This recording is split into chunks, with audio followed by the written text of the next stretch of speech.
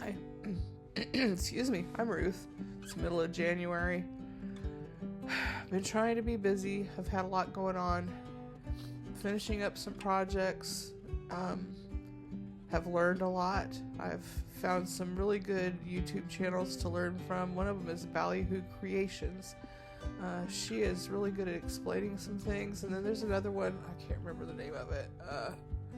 Another lady that has it has embroidery as a business. I'm really enjoying doing embroidery along with and complementing all the other stuff that I've been doing.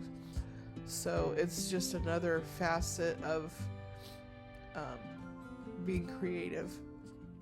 I'm enjoying that. I'm enjoying doing the sewing, but I haven't quit wanting to do needle punch and rug hooking. I'm still working on some of that stuff too, and I'll be putting some of that together for you too.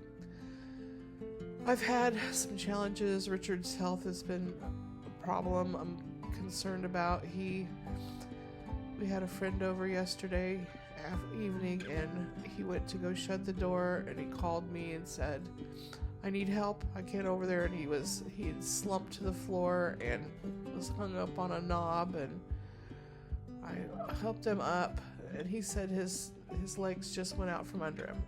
And I said, you weren't dizzy? And he said, no, they just went out from under me. I'm like, what is going on with him now? He had the weight loss surgery, and he's lost a bunch of weight, and he's doing better about drinking, and he's starting to eat better now, but he still has dizzy spells, and still this is something new where his feet just went out from under him, so I don't feel like I can really leave him alone at all.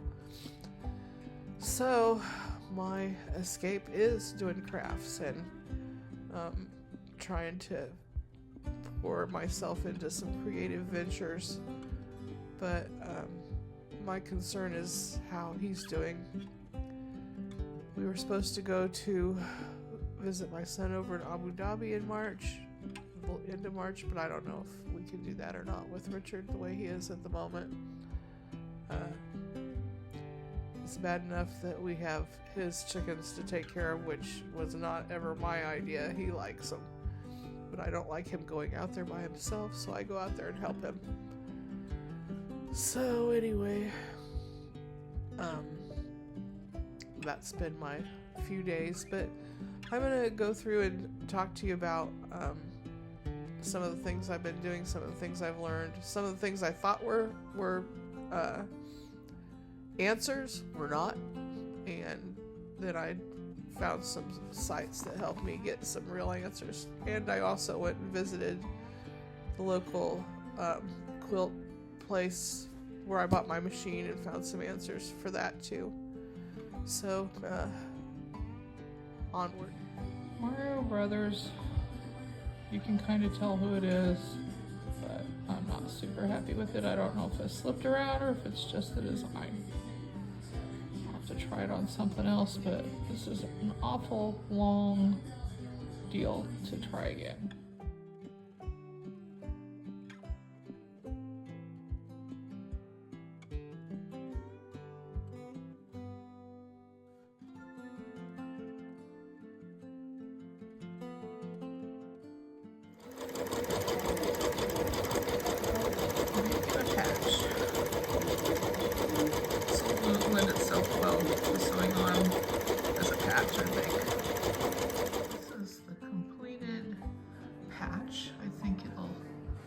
Once I cut it out of here and dissolve, as you can see, I accidentally dropped a drop of water there, so it dissolves really easily. I think it'll be fine. This is what the back looks like. I think it's plenty thick enough to handle being on its own. So we're gonna try this. Already is coming out so much better than the other one. It's not slipping around. So I'm thinking I might redo the words because they look so horrible the first time. So maybe I didn't put as many colors in it, but I'm thinking maybe it'll be okay. So I'm gonna try doing them again. My likes Harry Potter. So I had made her that Harry Potter bag. You saw the thing, and then I crocheted this scarf. It's got the Harry Potter colors, and then I made a patch and put it on here. I didn't think, and that way it doesn't look goofy on the back side. It just is a patch on the front side that she likes Ravenclaw. So I made this for her. She hasn't gotten it yet. I'll give it to her this week. They're still off from school. And then I found a pattern for Stars of David, and I thought to make some earrings. Got those. I've got my little Star of David necklace I got through Avon. I like it. And then this one, I thought these I'll be able to wear earrings to go with the Star of David necklace.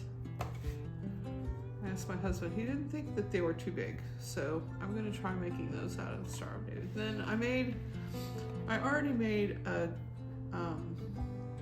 t-shirt for Alexander. He loves Mario Kart, and it didn't come out well.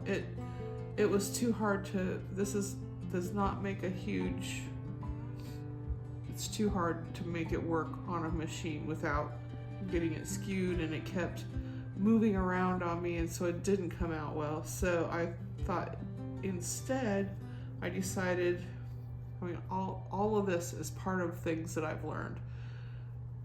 I made a patch, and I'll sew the patch on a t-shirt. Also, by doing it this way, it won't, when you sew it on a t-shirt and you put like cutaway stabilizer underneath, then it makes a kind of really scratchy thing against your skin. And by just making patches and sewing the patches on, it'll just be the t-shirt against his skin, and it shouldn't bother him. And I don't think that'll be too hard. I can either sew it on by hand or by machine. I'll just pin it on really well. And then I got him a little t-shirt. Then I'll put those on. Then he'll have a good one. I went ahead and gave him the other one. I don't know if he's gonna like it or not, but I'm quite sure he'll like this one. I made a couple other bags for other grandkids, and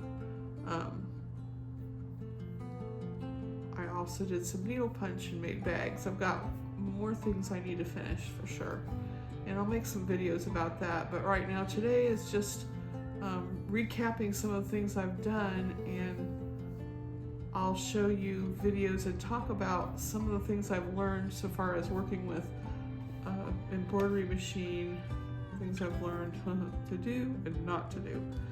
So every time I made something, I learned something, but it came at a cost. And one of the costs was one of the bags I made didn't happen. The first time I made a bag for Evie, I ended up having to trash it because I had changed my mind after I got the bag made and took some of the, took her name out because I had used variegated thread to sew her name on. I did not like the looks of it. So I started pulling it out, and then I thought, well, I'll just put it on here and redo it. Well, I did that, but it ended up sewing part of the bag to the other part of the bag because it was too hard to put on here after the fact.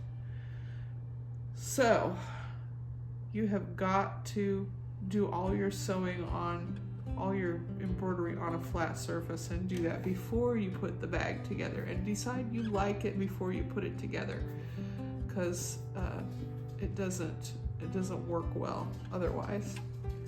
Just like me trying to embroider on a t-shirt on this little machine and getting it stretched and making t-shirt material that stretches anyway in the hoop was not working.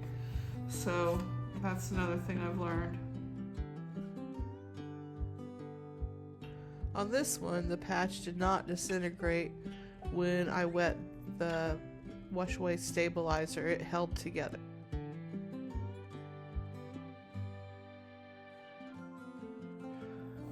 Morning, this is Ruth. Sage Gardens and Art Studio, having breakfast. It's my coffee. Old me getting better. I'm old me getting better too. But I have more to share with you. Something that I did yesterday when I sewed this little, what I hoped was a patch onto this t-shirt. And I got it a little bit wet because I was trying to make sure that all the little edges that I'd cut out were not showing up on the thing. However, when I did that, the design started to fall apart. And then I tried to just take off the designs. I tried to start using my seam ripper and getting it off from where I stitched on. It ended up ripping up the t-shirt, so it's trash. So yesterday I went to Quilt Sampler where they sell the Janome machines, and they have people there that know a little more about it. If it's not something that's designated as freestanding, you have to sew it on some material for it to stay together. And since I sewed my patches onto water soluble backing, it wasn't gonna stay together. So I've got to find some material. I either need to sew it directly onto the t-shirt again, which they gave me some tips on how to do that correctly to keep it from sliding around, or use backing, and I got some spray based to spray the not backing, the stabilizer onto the t-shirt so it won't slide around in the little frame thing. So I also found some stuff that you can iron on that's very soft to give it a soft feel on the inside, because I'm making it for a little kid. He's not going to want to wear it if it's scratchy. So anyway, those are some additional tips that I've got about that. I went ahead and made my earrings. As long as they don't get wet, they'll be fine. But if they got wet, they would fall apart too, probably. Some things that, like freestanding lace, those are constructed so that they won't fall apart when they get wet from the dissoluble stabilizer. And funny thing is, with the badge that I made to put on the crocheted scarf that I made for my granddaughter, I wet it down thoroughly just to get rid of the stuff, and it did not fall apart. So it must be designed to be a badge. So I'm not going to worry about that when I sewed it on. And if it didn't fall apart when it was totally wet by itself, it won't fall apart on that thing. So anyway, these designs, the little design that I'm making for my grandson, takes 90 minutes and a lot of thread, but I'm gonna do it one more time. I am determined to make it right. So I've got that to do still. I'll probably try to get that done today. I don't know what it is. When the heat comes on, I've got the dust that it stirs up causes terrible allergies, and so I took some Benadryl, which makes me sleepy, but I'm gonna fight it. I sprayed stabilizer and glued it down to the t-shirt, and then reworked the embroidery design, and it seemed to work. So this is what it looks like. Thanks for watching, and I appreciate your comments and all of you who have subscribed. I really do appreciate it, and if you would just leave a comment. Let me know what you think of and what progress I've made. Have a good day.